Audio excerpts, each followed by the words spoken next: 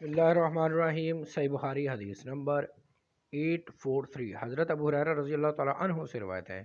انہوں نے فرمایا کچھ نادار لوگ نبی صلی اللہ علیہ وسلم کے پاس آئے اور کہنے لگے کہ مالدار لوگ تو بڑے بڑے درجات اور دائمی عیش لے گئے، کیونکہ ہماری طرح وہ نماز پڑھتے ہیں اور ہماری طرح وہ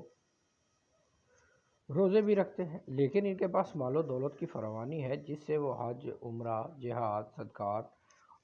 خیرات میں بھی کرتے ہیں۔ اس پر آپ صلی اللہ علیہ وسلم نے فرمایا، کیا میں تمہیں ایسی بات نہ بتاؤں کہ اس پر عمل کر کے تم ان لوگوں تک پہنچ جاؤ گے جو تم سے سبقت لے گئے ہیں،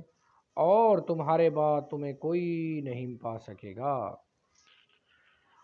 اور تم جن لوگوں میں ہو ان سے بہتر ہو جاؤ گے، سوائے اس شخص کے جو اس کے مثل کرے وہ تمہارے برابر ہو سکے گا۔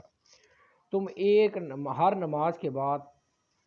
33 بار سبحان اللہ، 33 بار الحمدللہ اور 33 بار اللہ اکبر پڑھ لیا کرو۔ راوی کہتا ہے کہ پھر ہمارا باہمی اختلاف ہو گیا، ہم میں سے بعض نے کہا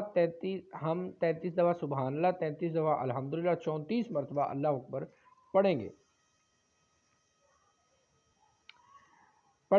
چنانچہ میں نے دوبارہ اپنے استاد سے پوچھا تو انہوں نے فرمایا کہ سبحان اللہ والحمدللہ اللہ اکبر پڑھا کرو حتیٰ کہ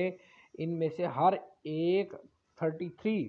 مرتبہ 33 دفعہ ہو جائے۔ 33 دفعہ